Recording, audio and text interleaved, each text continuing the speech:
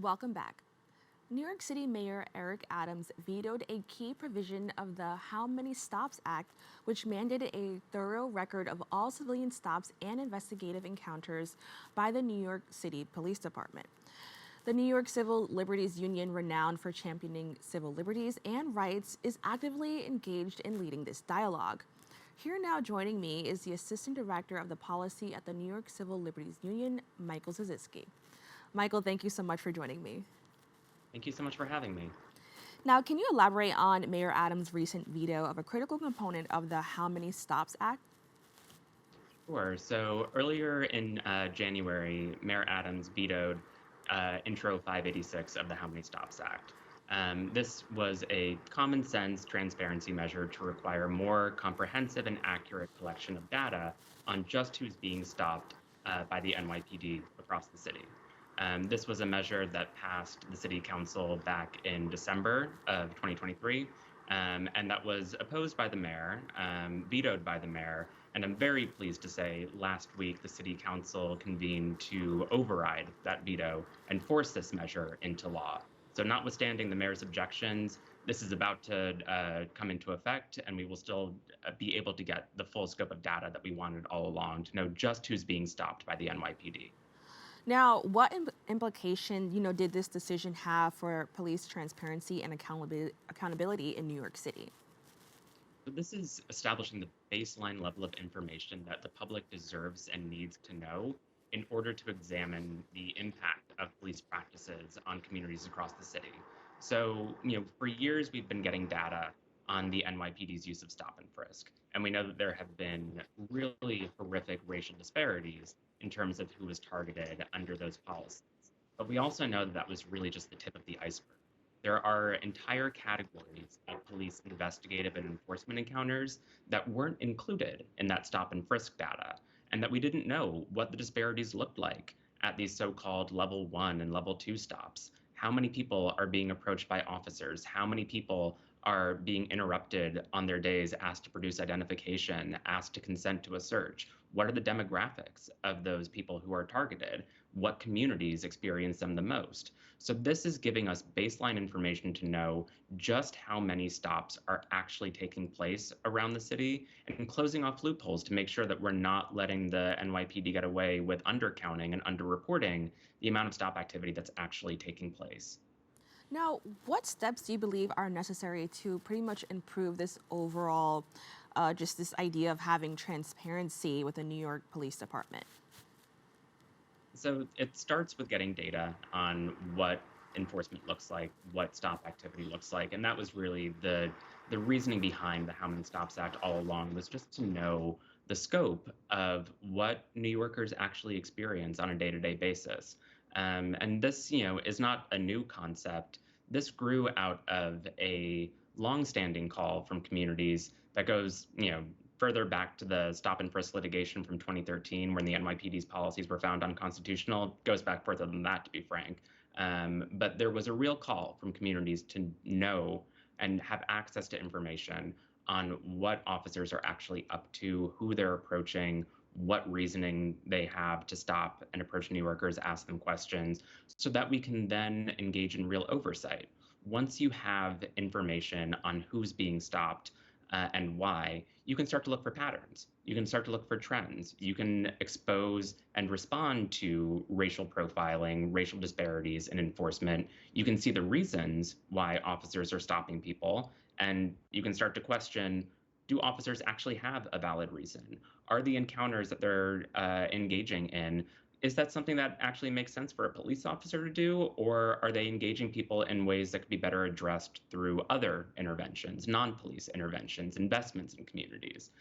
So it sets us up to actually understand just what the NYPD does, what their impact is, what harms they cause in communities, and how can we better tailor our responses as a city to meet people's needs that don't involve contact with a police officer or their criminal legal system.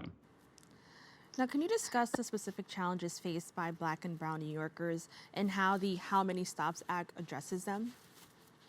So, one thing that we have long seen from stop and frisk data and from data on other types of police enforcement encounters is that overwhelmingly, NYPD enforcement activity targets Black and Brown communities at rates that are wildly out of proportion to their population and far higher levels than white New Yorkers experience policing. So we see this in terms of still more than 90% of the people being stopped and frisked by the NYPD being Black and Brown. 90% of those who are searched or arrested during a vehicle stop are Black or Latinx.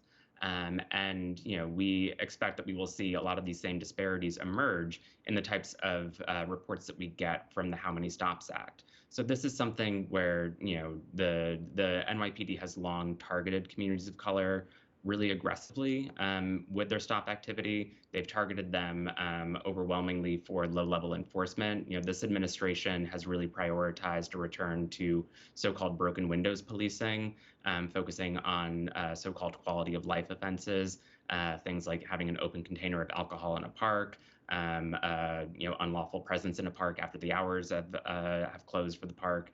The types of things that really don't merit a real police criminal legal system response.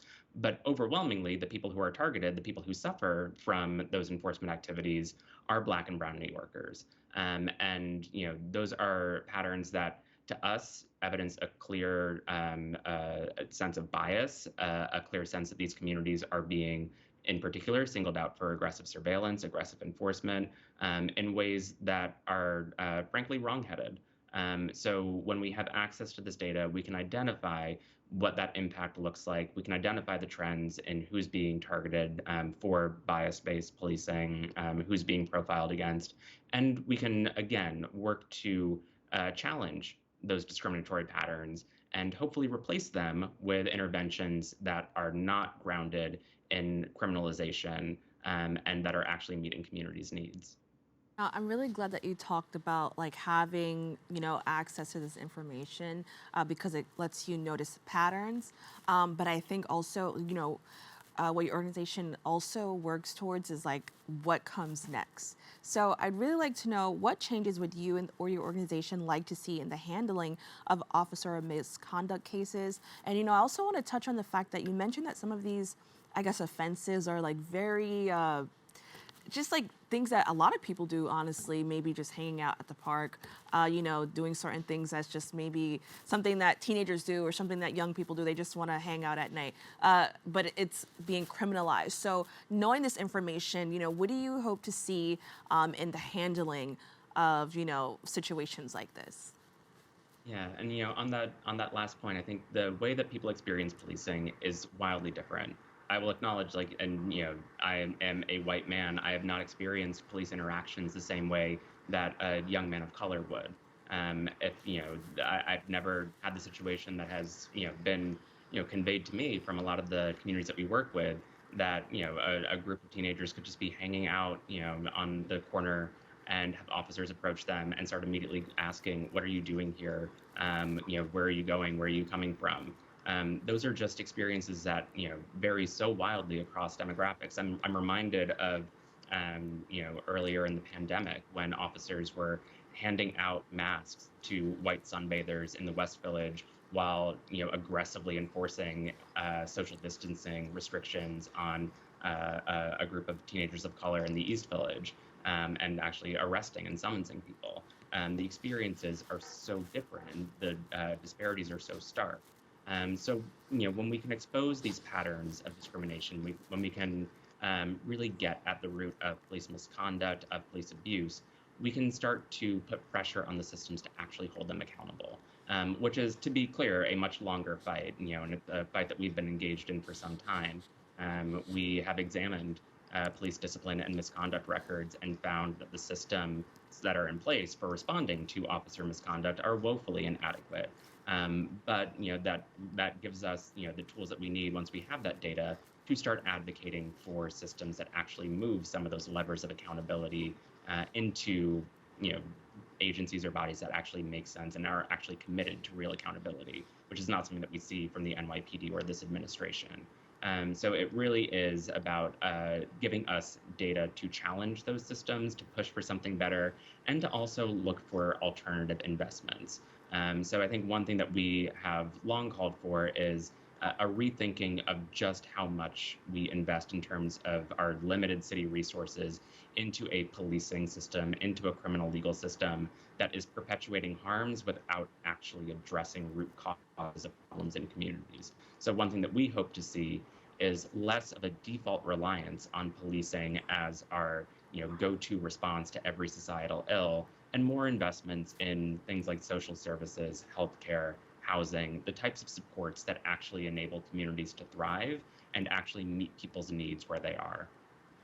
Now, the NYCLU is working to reduce arrest and incarceration rates.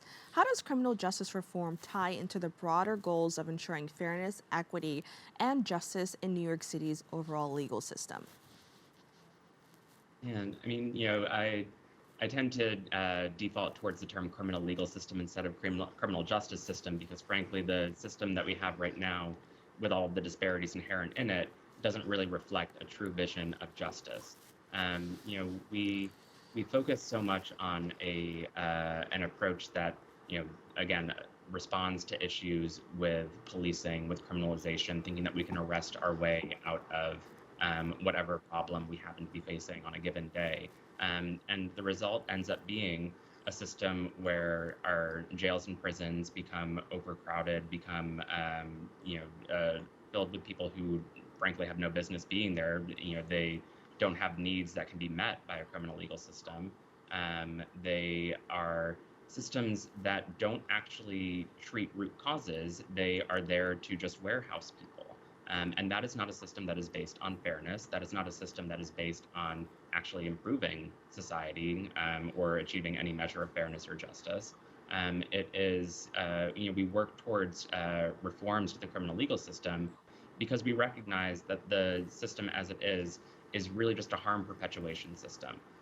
It is not meeting people's basic needs for housing, for healthcare, for mental health care.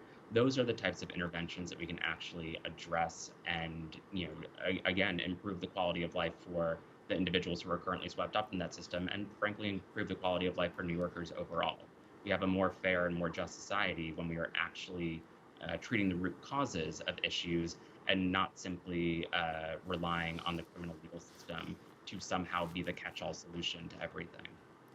Now, not everyone has access to lawyers with sufficient resources. How does this lack of access impact the fairness of trials, and what initiatives does NYCLU advocate for to address this issue? So, the value, and I'm, a bit biased as a lawyer, but the value of a lawyer in going through these systems, having access to counsel is really critical to navigating systems that are, by design, very hard to work your way through if you don't have an understanding of legal rules and procedures. So, the NYCLU has long supported efforts to ensure better funding and better conditions in terms of, caseload, workload for public defenders to make sure that people are given counsel who can adequately represent them and have a real shot at giving them a fair shake at coming out of the criminal legal system with some modicum of justice. It's an area where we have advocated for reforms to the broader kind of procedural functions of the criminal legal system to ensure that criminal defendants are able to navigate those systems with access to the evidence that is being presented against them in terms of criminal discovery, that they are not held unduly and for undue lengths of time in jail pre-trial, and that they have an actual shot of still maintaining their lives and maintaining contact with their lawyers and other support systems while they're awaiting prosecution. So there are a number of efforts that we've done to try to ensure that that people are able to get as much assistance as they need and are entitled to in order to make these systems operate a bit more fairly. And yes, that does include making sure that people are adequately supported by counsel who have the resources, the time, and the access to the tools and evidence that they need in order to have a real shot at mounting the criminal defense to which all New Yorkers are entitled.